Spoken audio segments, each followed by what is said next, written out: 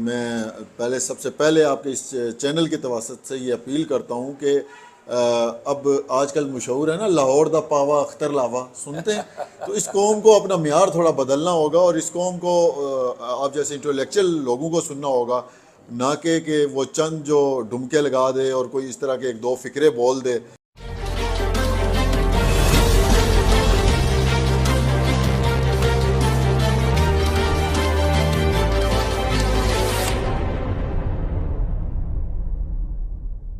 बिस्मिल्लाहिर्रहमानिर्रहीम, अस्सलाम वालेकुम। आप देख रहे हैं diplomatic and current affairs with doctor Munawwar Hussain. आज हम बात करेंगे पाकिस्तान की पॉलिटिकल पार्टीज़ में के बारे में। और हम ये जानते हैं कि जमहूरियत की जो जान है या इम्पॉर्टेंट जो एलिमेंट है वो उसकी पॉलिटिकल पार्टीज़ हैं। पॉलिटिकल पार्टीज़ के बारे में कहा जाता है कि पॉलिटिकल पार्टीज़ ब्रिज करती हैं आवाम को हुकूमत के साथ, और आवाम की जो डिमांड्स हैं, उनके जो मफादात हैं, उनको आर्टिकुलेट करके हुकूमत तक पहुंचाती हैं। पॉलिटिकल पार्टीज़ के अंदर जो वर्कर है उसका वो कलीदी किरदार अदा करता है, और वर्कर्स में से भी जवान वर्कर। हमने देखा कि जियाला का किरदार पाकिस्तान पीपल्स पार्टी के अंदर, MQM का वर्कर, मुस्लिम लीग का वर्कर, ये बड़े इंपॉर्टेंट वर्कर्स होते हैं और ये मुश्किल वक्त में पॉलिटिकल पार्टीज़ के साथ खड़े होते हैं। हम इन वर्कर्स की कंडीशन क्या है, क्या वो वर्कर्स अपनी पॉलिटिकल पार्टी से सेटिस्फाई हैं या नहीं हैं, क्या उनके पास अपॉर्चुनिटी है कि वो भी ऊपर वाले कैडर में दाखिल हो सकते हैं, नहीं हो सकते, किस किस्म के चैलेंजेस वो फेस कर रहे हैं। इसी हवाले से बात करने के लिए आज हमने मदऊ किया है उबैद अब्बासी साहब को, जो कि आल पाकिस्तान यूथ ऑर्गेनाइजेशन को लीड भी कर रहे हैं और मुस्लिम लीग के अंदर एक्टिव भी हैं। अब्बाई साहब, आपका बहुत शुक्रिया, आपने अपना वक्त दिया। डॉक्टर साहब, आपका बहुत शुक्रिया। माशाल्लाह आपके जो व्लॉग्स जा रहे हैं पाकिस्तान इस कौम की के शऊर के लिए, वो व्लॉग्स बड़े अहम हैं। और मैं सबसे पहले आपके इस चैनल की तवासत से ये अपील करता हूँ कि अब आजकल मशहूर है ना, लाहौर दा पावा अख्तर लावा सुनते हैं। तो इस कौम को अपना मियार थोड़ा बदलना होगा और इस कौम को आप जैसे इंटेलेक्चुअल लोगों को सुनना होगा, ना कि वो चंद जो डुमके लगा दे और कोई इस तरह के एक दो फिक्रे बोल दे। तो ये सबसे पहले ये अहम है। और दूसरा, आपने पॉलिटिकल पार्टीज़ की बात की, जमहूरियत की बात की, पॉलिटिकल वर्कर्स की बात की, और आवाम के साथ जो कनेक्टिविटी है पॉलिटिकल पार्टीज़ की और हुकूमत के साथ जो होती है, यकीनन एक ब्रिज होता है। लेकिन बदकिस्मती से पाकिस्तान में सब जमहूरियत मुकालमे का नाम है। अब जमहूरियत ये मुकालमा मुकातले में बदल चुका है, और जिस मुकालमे के ज़रिए अवाम और हुकूमत ने आपस में जो एक ब्रिज बनना था ना, वो अब मुकातले में तब्दील हो चुका है। और जिस जमहूरियत के ज़रिए जमातों के अंदर डिबेट्स होनी थी और जिस मुकालमे के साथ इस कौम को आगे बढ़ना था, पाकिस्तान को माशी तौर पे मजबूत होना था, वो बदकिस्मती से मैं किसी एक सियासी जमात की, डॉक्टर साहब, बात नहीं करूँगा। आज PTI हो, आज पाकिस्तान मुस्लिम लीग नून हो, पीपल्स पार्टी हो, तमाम सियासी जमातों के अंदर मुकालमा ख़त्म हो चुका है। अच्छा भाई साहब, ये फरमाइएगा ना कि आप तो पूरे पाकिस्तान के यंगस्टर्स को लीड कर रहे हैं, और स्पेशली उन यंगस्टर्स को जो कि इम्पोर्टेंट वर्कर हैं पॉलिटिकल पार्टी के।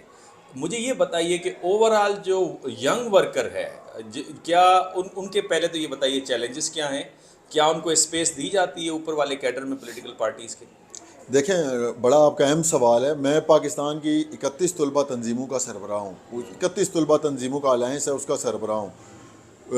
अगर मेरा केस देखा जाए तो मुझे यहाँ तक पहुँचने में मेरे पाँव के छाले आपको बताएंगे। मेरी जो मेहनत है वो अनथक है, और उसका जो मेरा ट्रैक रिकॉर्ड है वो आपके सामने है। अगर मुझे आज मेरी जमात जो मुस्लिम लीग है उसमें अगर मेरी अप्रोच अगर मियाँ नवाज शरीफ तक है, तो उसके पीछे एक तवील मेहनत है। लेकिन बदकिस्मती से आज पाकिस्तान का नौजवान और जेन्युइन पॉलिटिकल वर्कर जिसने 30-30, 35-35 साल इस जमात को दिए, उनके आगे पैराशूटर्स, पॉलिटिकल जंपर्स और कब्ज़ा माफिया का राज है। और इस सियासत का जो बड़ा नासूर है ना, वो यही इस मुल्क की सियासत में पैसे का दरेग इस्तेमाल है। मैं मिसाल देता हूँ, अगर कोई 10 से 20 करोड़ रुपया लगा के MNA का इलेक्शन लड़ेगा, तो उसने इस कौम की क्या खाक खिदमत करनी है? उसने तो 80-90 करोड़ अरब रुपया इस मट्टी का, इस माँ का लूटना है, और फिर उसने रफू चक्कर होना है, और उसने करप्शन के केसेस सहने, और विक्ट्री बना के बाहर आएगा कि मैं जेल से बाहर आ रहा हूँ, बड़ा कोई कारनामा सर अंजाम दे के आ रहा हूँ। ये बदकिस्मती है इस मुल्क की। और जो बात कह रहे थे कि आज पॉलिटिकल वर्कर्स जितने भी हैं, तमाम जमातों के पॉलिटिकल वर्कर्स उनके जो रास्ते में जो सबसे बड़ी रुकावट है ना वो पैराशूटर्स हैं, पॉलिटिकल जंपर्स हैं, कब्ज़ा माफिया एक ख़ास किस्म का माफिया है, और उस माफिया का मुकाबला तमाम पॉलिटिकल पार्टीज़ के वर्कर्स को मिलके करना होगा। नहीं भाई साहब, इसका मतलब ये हुआ कि चूंकि वर्कर्स के पास उतना पैसा नहीं है इसलिए वो ऊपर नहीं आ सकते, और जिनके पास पैसा है सारी पॉलिटिकल पार्टीज उन्हीं को टिकट देती हैं, उन्हीं को रास्ता देती हैं कि आएँ। इसका मतलब ये हुआ कि आप जब तक रूलिंग एलीट उस वक्त बनेंगे जब आप एलीट ना हो, और एलीट की डेफिनेशन ये है जिस पे मैंने वीलॉग भी किया कि आपके पास पैसा, और पैसा करने के लिए आपके पास करप्शन हो। तो फिर रास्ता क्या है आप जैसे नौजवानों के लिए जो कि मुश्किल वक्त में पॉलिटिकल पार्टी के साथ खड़े होते हैं? मैंने देखा था कि जब नवाज शरीफ साहब गिरफ्तार हुए थे तो उस वक्त आप ही थे चंद लोगों के साथ, इतनी बड़ी सिक्योरिटी के बावजूद आप जाते थे, फूलों की निछावर पत्तियां करते थे। तो फिर मुस्तकबिल क्या है आप जैसे लोगों का? बदकिस्मती है ये इस मुल्क में। मैं ये समझता हूँ कि इस मुल्क में पैसा चलता है, पैसा। इस मुल्क में अभी भी देखें सेनेट के इलेक्शन होते हैं और जो लोग पैसा लगा के आते हैं, जमातों में शामिल होते हैं, सेनेट के टिकट लेते हैं, वो उन्हें जो ही बड़ी ऑफ़र आती है तो वो बिक जाते हैं, और फिर वो पार्टीज़ की जो हमारी क़यादत होती है उन्हें सुबकी का सामना करना पड़ता है। अब मैं जो आप असल नुक्ते और मुद्दे की तरफ आता हूँ कि इस वक्त पॉलिटिकल वर्कर्स का मुस्तकबिल तमाम पार्टीज़ में तारीख है। उसमें किसी मैं ये नहीं समझता कि कोई ऐसी सियासी जमात है हो जिसमें पॉलिटिकल वर्कर्स का मुस्तकबिल हो, रोशन मुस्तकबिल हो। देखें PTI उसने सबसे ज़्यादा फोकस किया था नौजवान।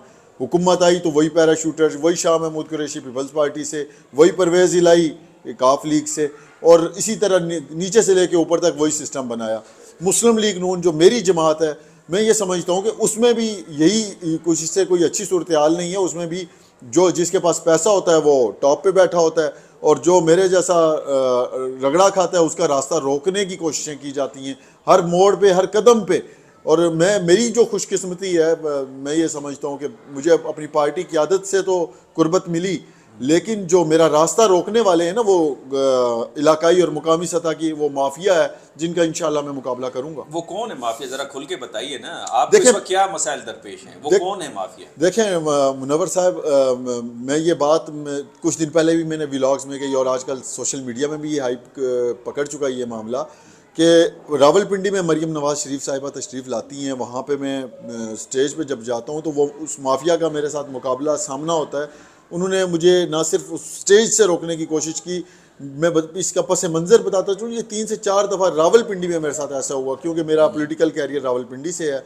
तो इसके बरक्स अगर मैं देखूं पूरे पाकिस्तान में जहां भी मैंने मरीम नवाज़ और मियां नवाज शरीफ के साथ ट्रैवल किया, मुझे स्टेज मिला है, मुझे स्पीचेस मिली हैं, मुझे इज्जत मिली है, मुझे एहतराम मिला है। लेकिन जो इलाकाई और मुकामी सतह का माफिया, वो उससे उन्हें ये चीज़ें हजम नहीं हो रही।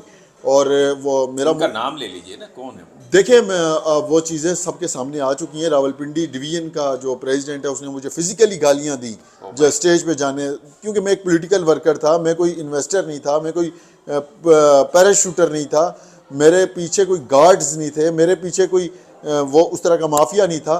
तो मेरा जुर्म ये था कि मैं पॉलिटिकल वर्कर हूँ। तो ये जब मैंने कहा ना, जब जमहूरियत ख़त्म हो जाए, मुकालमा ख़त्म हो जाए, तो बात मुकातले पे आ जाती है। लेकिन हम इस मुकातले का भी मुकाबला करेंगे, और हम तमाम जमातों के पॉलिटिकल वर्कर्स मिलकर ऐसे अनासर का, क्योंकि ये सिर्फ एक वर्कर्स की जंग नहीं है, ये तमाम जमातों के पॉलिटिकल वर्कर्स की जदोजहद है कि अब इस मुल्क में वोट को इज्जत तब मिलेगी जब वर्कर्स को इज्जत मिलेगी। वर्कर्स को इज्जत मिलेगी तो वोट को इज्जत मिलेगी, पाकिस्तान को इज्जत मिलेगी, पाकिस्तान की इकॉनमी भी आगे जाएगी जब फैसले मेरिट पे होंगे। अच्छा भाई साहब, चूंकि अब दोस्त आपको देख रहे होंगे सारे यंगस्टर्स, स्पेशली जो वर्कर हैं पॉलिटिकल पार्टीज़ के, पूरे पाकिस्तान के वर्कर्स को, सारी पॉलिटिकल पार्टीज़ के वर्कर्स को, और स्पेशली मुस्लिम लीग के वर्कर को आप कोई मैसेज देना चाहें? जी डॉक्टर साहब, मेरा ये मैसेज है कि तमाम पॉलिटिकल पार्टीज़ के वर्कर्स एक दूसरे को पटवारी, यूथिया और गालम गलोच और सोशल मीडिया में किस ज़ाती मफादात का तहफ़्फ़ुज़ करने के बजाय, ये रियासत है तो सियासत भी है, पाकिस्तान भी है। रियासत का सोचें, आज मुल्क भवर में है, और चाहे जितने इल्ज़ामात लगा लें, इसने मुल्क को यहाँ तक पहुँचाया, इसने यहाँ तक पहुँचाया, हमें अपनी सियासत को पसे पुष्ट डाल के पाकिस्तान का सोचना होगा, रियासत का सोचना होगा। वो उसी सूरत मुमकिन है कि तमाम पॉलिटिकल पार्टीज़ के वर्कर्स अब हकूक़ की जदोजहद अपनी जमातों के अंदर शुरू करें। अब मैं अपनी क़ियादत की खुशामद के बजाय अब हकूक़ की आवाज़ बुलंद करनी होगी, वर्कर्स की आवाज़ बुलंद करनी होगी। जब पार्टी क़यादत आपके नीचे से बंदे को उठा के पार्टी का सदर बना दे, जैसे खान साहब ने परवेज़ इलाही और शाह महमूद को बनाया, हमारी जमात में मुस्लिम लीग नून में नीचे से उठा के ऊपर लगा दिया जाता है। तो अगर ऐसा होता रहेगा और हम हाथ बांध कर इनकी खुशामदें करते रहेंगे तो ये वो लम्हा होगा जब हमें पता नहीं होता, हम किसी के बेटे को प्रोटेक्ट कर रहे होते हैं, किसी के भांजे के पीछे नारे लगा रहे होते हैं, किसी के इन्वेस्टर के पीछे नारे लगा रहे होते हैं, वो पाकिस्तान को हम कमज़ोर कर रहे होते हैं। अब भाई साहब की बात से आपने दोस्तों ये समझा कि accountability with in political party ज़रूरी है और यंग वर्कर जो है वो बड़ा इंपॉर्टेंट है, कलीदी किरदार अदा करता है पॉलिटिकल पार्टी के अंदर, और वैसे भी वो रिप्रेजेंट कर रहा है पाकिस्तान की यूथ को, जो कि एक मेजर बल्क है पाकिस्तान की पॉपुलेशन का, जो कि 60 से 65% है। अगर आप इनका ख्याल नहीं करेंगे, इनके मफादात का ख्याल नहीं करेंगे, और आपने ये भी देखा भाई साहब के ख्यालात से कि ये बहुत पॉजिटिव हैं, ये यंगस्टर है किसी भी पॉलिटिकल पार्टी का, वो बहुत पॉजिटिव है और उनको वो एनर्जेटिक भी है और वो क्रिएटिव भी है। उनको मेरा ख्याल है रास्ता देना चाहिए ताकि वो ऊपर आएँ और एक एवोल्यूशनरी प्रोसेस से पॉलिटिकल पार्टी जो है अपनी लीडरशिप को डेवलप करे। आप देखेंगे पाकिस्तान दिन दुगनी और रात चुगनी तरक्की करेगा। इन्हीं ख्यालात के साथ मुझे इजाज़त दीजिए। अगर आपको ये व्लॉग पसंद आया है तो आप इसे लाइक भी कीजिए, सब्सक्राइब भी कीजिए और इसे आगे शेयर भी कीजिए। जब तक के लिए इजाज़त दीजिए, अल्लाह हाफ़िज़।